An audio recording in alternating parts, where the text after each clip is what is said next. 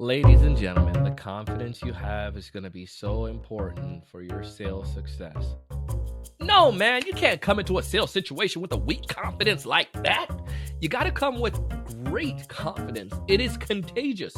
You listen to this podcast and you tell me all the time because you like the energy that I give. It's just me. This is just the way I am.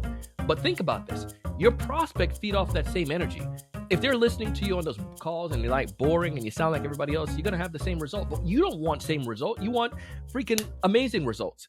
And my guest today is going to teach you exactly how you build this confidence and to have those amazing results. Check it out.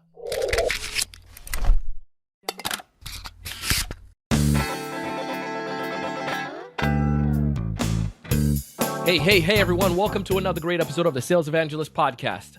I'm your host, Donald C. Kelly, the Sales Evangelist. And I'm super excited for another great episode. I'm excited for you to be here today. And I'm pumped for our guest, Wesleyne Whittaker. Now, Wesleyne is, she's tearing things up. And what I like about Wesleyne is she's all about the things that are not like, it's not overly complicated. She's just really focused on helping you to be able to build that confidence and to help teams just like run better, to help leaders and organizations and sales org to just perform to their best. And you're going to hear in the conversation today some of the strategies that she shares that can help you to build your confidence, especially in these tough economy like that we're in right now, how you can do this and to do it consistently. Now, if this is your first time listening to our podcast, please go ahead and take a minute to simply leave us a rating and review. Subscribe to this podcast and either, just take that link and share it with your team in their team Slack or share it with one individual that can find benefit from it. This show is simple. We're dedicated towards helping you build a stronger sales pipeline, teach you strategies on how to get more deals in there, 3 to 5x that pipeline, as well as how to convert a higher percentage of that.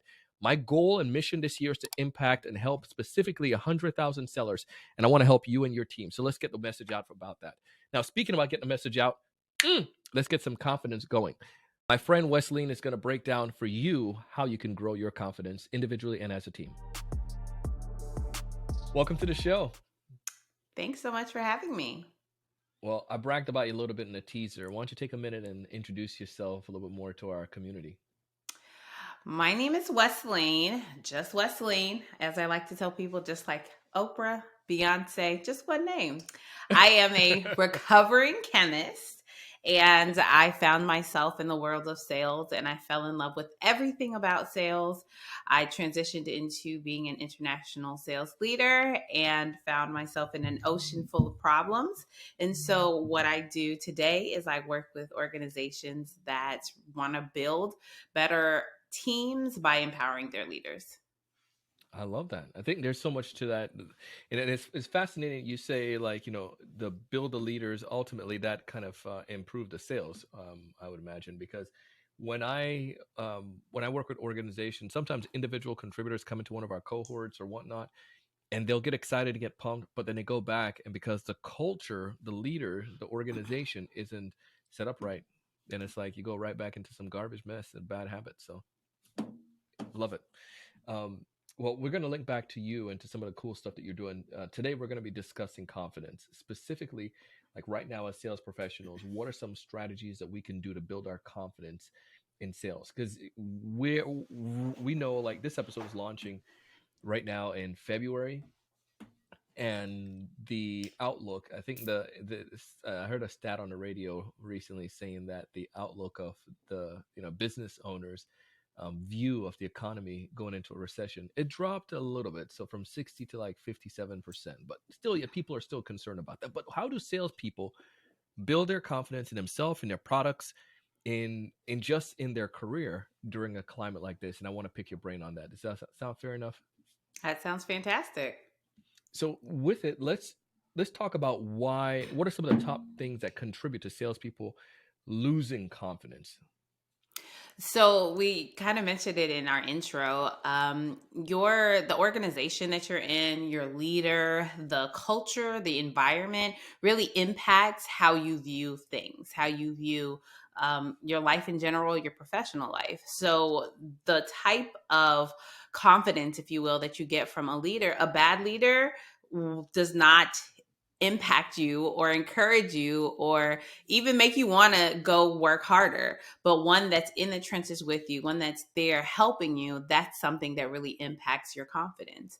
And a lot of times we don't talk about the things that are happening in our personal lives because we've been taught, we've been cultured, leave your personal lives at home. Whatever is happening there, just leave it over there in that little bucket. However, you could be going through a pretty difficult situation at home and it comes to work with you. You think that you're hiding it, you're holding it down. But what happens is you bring it to work with you and you're stressed out about what's happening in your personal life, and that affects your confidence, right? So I would say those are my top two things that I think really affect salespeople.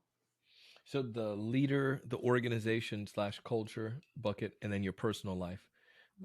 In that, what are some ways you've seen, like, because it sounds so trivial, right? And the idea of like you need to have confidence, and I think so many people think like, yes, Donald, we know that. I know I need to have confidence, but I just don't think they look and see the impact of the lack of confidence. In your experience, the teams that you've worked with or individuals, how have you seen the lack of confidence like directly impact sales and sales capabilities? That confidence, it really starts with this negative self-talk that you have in your head, right? So when you're telling yourself, I'm not good enough, I'm not worthy, the last time I tried this, it didn't work, that gets into you as a human. So when you pick up that phone and cold call, somebody can tell that you're not in it.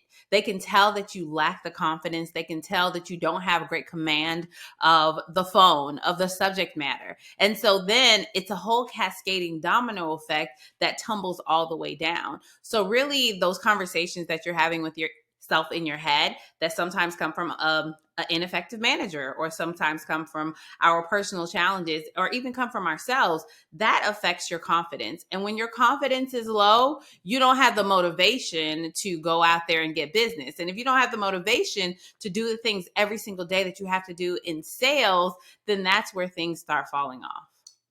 Yeah. So, and I think you hit on something there.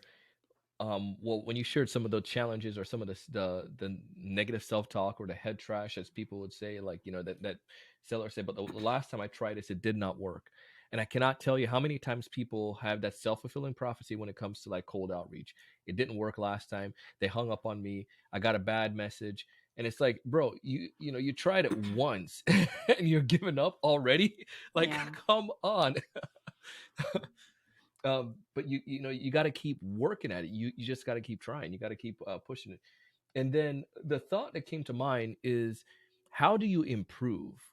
You said you alluded to it already with the self talk, but maybe some like specific things, like specific strategies. How do I set myself in a right path, build my confidence? Maybe give me like 3 or 4 ideas, and we could take turns and to break down each of them, if that's cool. So I would say the top one is to talk to yourself like you would talk to your own best friend.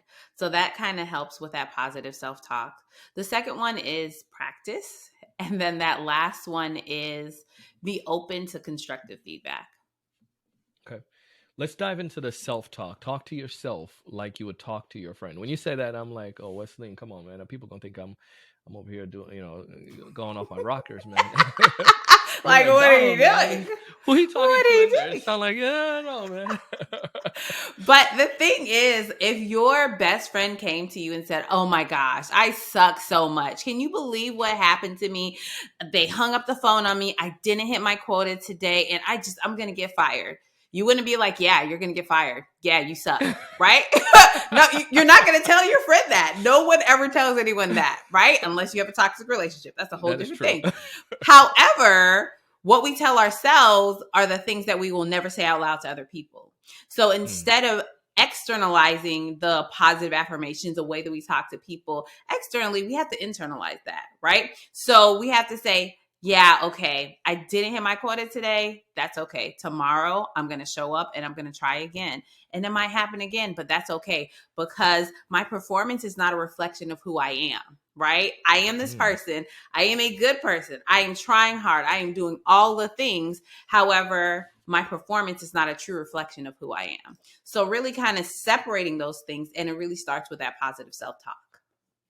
Do you say like and I love the messaging there, Do you say, is there a practice way to do this? I mean, is this like something I do in a bathroom in the morning? Is something I just do on my desk? Something I do go for a walk? Like, what are some of the scientific, well, two things. What are some of the ways that I can go about implementing this, just to give some ideas to sellers? And then two, are there any like scientific or why does it work essentially? Like, why does doing that strategy, talking to like your best friend, actually work?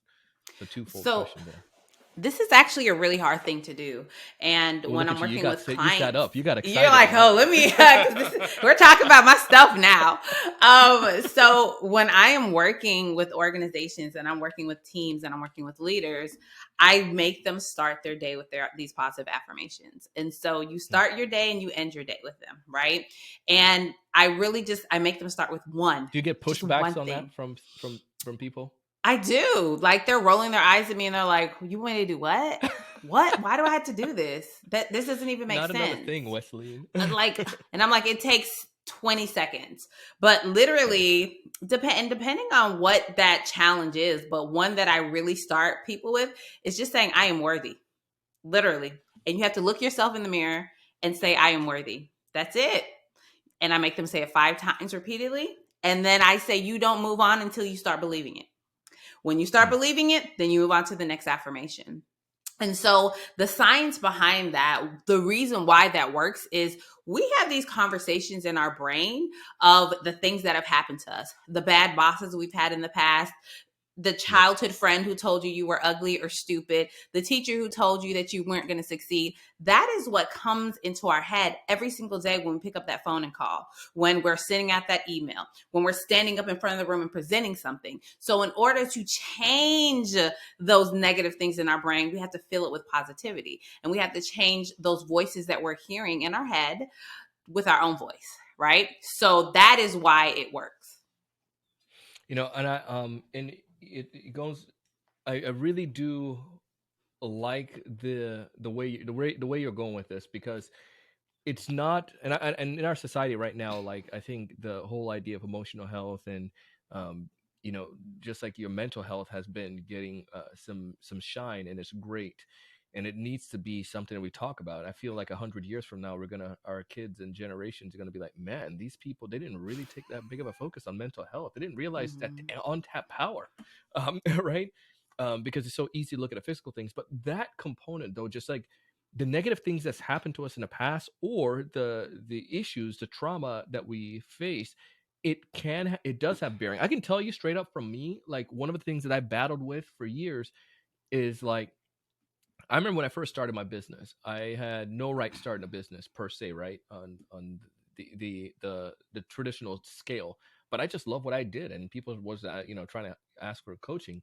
But then I compared myself to some of the big names. Like, I'm not as good as them. I don't have a lot of experience. I've never worked with a large company like they have.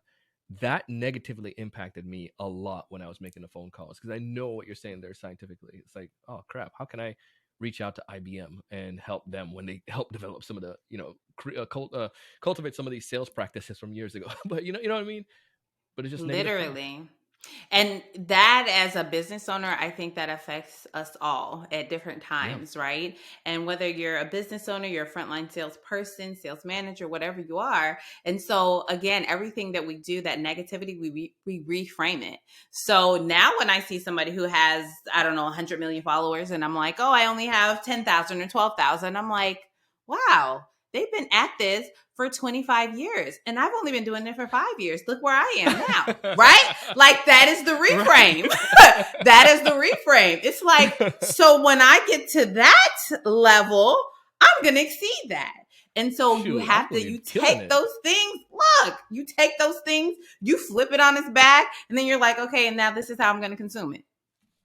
So I'm gonna segue right into that. You did that perfectly.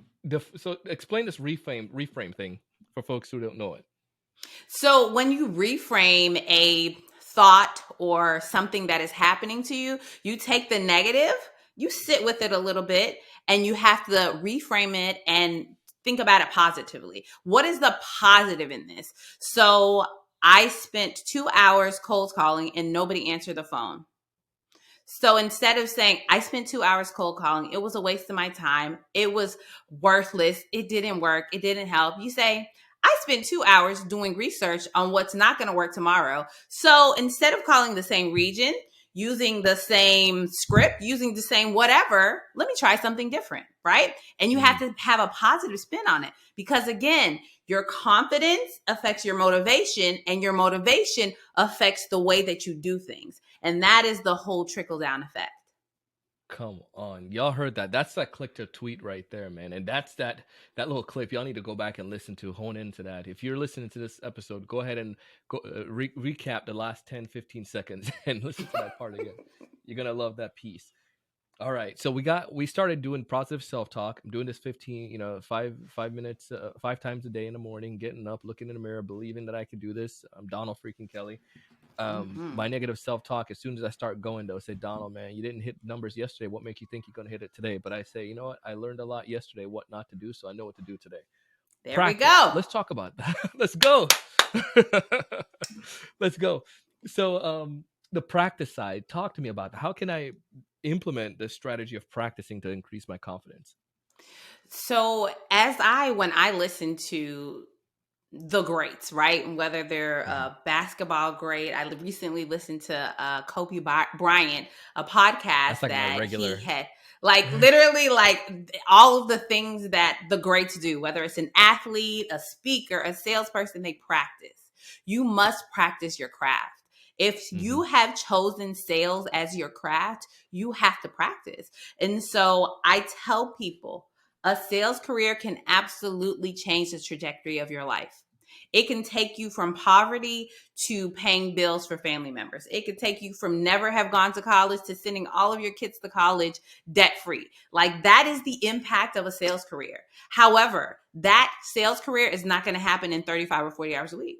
It's just not, right? Can you say that one more time for the folks in the back? There's a couple of people back there in the back of the building that I don't think they got that piece. Well, if you want to hit that 6 and 7 figures in your bank account, not earning that for a company, you're not going to do that in 35 or 40 hours a week. Like, you need to let that go, right? Like, that is a misnomer. And I know this new generation, Z's, millennials, I don't know what they're called, but they're saying that that's not how we like to operate. And that is absolutely okay. But you need to also understand that your earning potential is limited. So you have to put in work. And that work that you have to put in, that cold call script that you're trying to get better, you're sitting at home on the back porch. Maybe you have your kids running around with you and you're practicing. You're just doing it. Yeah. You have to exercise the muscle. It's just like the more 3-pointers you shoot, the more you're going to make. It works the exact same way. I love that. That constant trial, that constant improvement. And, go back to say what, like you said with Kobe, I'm a Heat fan for sure, right? And when Kobe and Shaq was out there, I was even more upset and wasn't a big Laker fan. And I'm not a Laker fan. I appreciate and respect Kobe even more so now. And sadly, since his past, you got a chance to watch a lot more of his videos and so forth. And I'm a Kobe fan, 100% now, because just the work ethic of the grind and the strategy. And I don't care, like, I know people say, like, the hustle culture. I don't care what you say, no matter what you're doing, you're going to have to hustle. You could change it another way and call it a different name, but you have to put some work in if you want to get abnormal result. It's not going to come from that just, like you're saying, just sitting there and, I did 2 hours today. Hopefully it works out. Like, no, you got to be literally. And going with that Kobe reference, a thing that I listened to him that he spoke about recently, well, it's posthumously. He was out, he was practicing. He got there before somebody came and they did their practice. They did their work and they're like, man, he's still here. What's he doing? Yeah. And so they went up to him and they said, well, why are you still here? And he said, because I saw you coming out. And what I want you to know is I'm going to work harder than you. No matter how hard you work, I'm going to work harder than you. It doesn't matter if you're out here for 3 hours or 6 hours, I'm going to be here longer. And that's the mentality you have to have as a salesperson.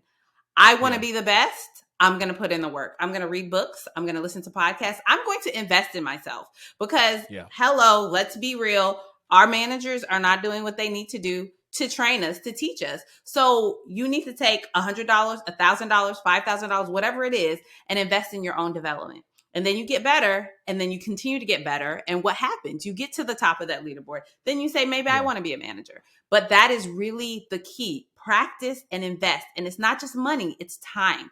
Your time is a valuable asset that you must use. Oh, I couldn't agree with you more on that. Come on, man, Wesleyne, over here dropping some good stuff today. This is going to be one of those episodes y'all going to save and you're going to listen to every morning. Yay! Yes. Wesleyne, so the last piece here now, we're practicing. So I'm getting to work. I'm taking some time. I'm doing this. I'm listening to my audio, my calls. Figuring out what doesn't work. I'm doing role plays, doing it with my wife, my cousin, my partner, brother, whoever you're practicing with. And now I'm getting to the third phase now where I'm open for feedback. Why is this part even added in there? And why do you feel this helps with confidence building? So there's something about salespeople. They have this kind of like arrogance. Like they just think they're the best thing ever since sliced bread. And so as that little arrogance that you have, what it does is it prevents you from receiving feedback. So it's not that your manager isn't giving you feedback or your colleagues aren't giving you feedback or your husband or your wife or your kids or anyone. It's just that you're a brick wall. You're like, oh, okay, yeah, thank you. You use one of Wesleyne's favorites, one of my favorite quotes is, thank you for your unsolicited advice. Like, thank you. I don't care about it. Right. And what you do when you shut yourself off from feedback, what you don't realize is people are on the outside of you and they see the things that you're doing that could be preventing you from moving forward. So when your boss pulls you aside and says, hey, so I've noticed XYZ, these are the things I need you to work on, to think about. You take that feedback, and not all feedback is good. I will give you that. But you take that feedback and you pull it apart. You say, okay, this is a person who wants me to succeed. And since they want me to succeed, let me figure out how I can get better.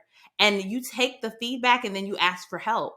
It's not just I just receive it. You go say, okay, hey, boss, I heard what you said. I reviewed those calls. I understand what you're saying. Now, how do I get better? Because if you don't get those outside opinions and you don't ask for help, you're never going to grow. You're never going to develop. Oh, come on. Like, and I think it's a very, I love the way you say it, like, as far as, going to them and asking, like being humble. And I agree with you. Sometimes salespeople, the problem is with salespeople, this is what I found. And I'm speaking, listen, I'm a sales pro, so I can tell you, and I'm a business owner, but I go out there and sell. I can tell you one of the challenges that I faced was because I closed some stuff, my poop ain't stank anymore. I was like, oh man, I know how to do this. I'm good. And then what I saw, once I got that pride, my sales started to decline. And it was fortunate that I was able to go back to the basics when I was a full-time quota carrying seller to help me. And this is why all of our stuff is always rooted on fundamental, because if you can master fundamentals, magic happen. But the key, though, is just realizing I don't know what I don't know, and then being willing to learn. Because even though I may be good at certain components of the sales process, there are other people who are great at other components, and I need to do that. And I go back to Kobe reference when he was playing basketball in high school, and I think when he in like high school or before high school, he said that he didn't play as good as the other kids. So and he would go for the summer, and 1 year he just practices the fundamentals, dribbling, and then he practiced the shooting, practice. So over 4 years of practicing, he became really good at mastering the fundamentals, and it was a lot of feedback, I imagine, there with that too. Absolutely. When you are open to feedback, like really open to feedback, and you take it and you do something with it, right? Then it goes right back to that second pillar of really that practice. So you take the feedback, you take the things that people tell you, and you really hone in on it. At the end of last year, I was working with, it was a pitch meeting for a company, and the person said, so Wesleyne, you talk about leaders getting out of the weeds and doing this and this and that. Why are you doing this? I was like, you know what? Oof. That stung a little bit, but I was like, you're right. I should not be here. I should have my salespeople here. And I was like, but you know what? I had a personal relationship with this person, so that's why I'm here. But literally, what did that do for me? January 1st, Wesleyne doesn't do this anymore. Like Wesleyne is not doing this anymore, right? I love sales. I teach people how to sell, but at this place that I am in my business, I don't need to physically be touching the whole sales process. So when you get that feedback, if I was not open to that, I would have been offended. And I would have been like, well, what are you saying? Are you saying I'm not doing a good job? But I had to be open to something that stung a little bit and do something with it. It's not just the feedback, it's the action after the feedback. And I think that's what I wrote down about after when you were mentioning this. I put do something with it, and a thought that I have too, because I was going to say, sometimes you get. I've gotten a situation where somebody tells me like, so Donald, what do you think I could do better? And give me like, I feel like it's not as genuine.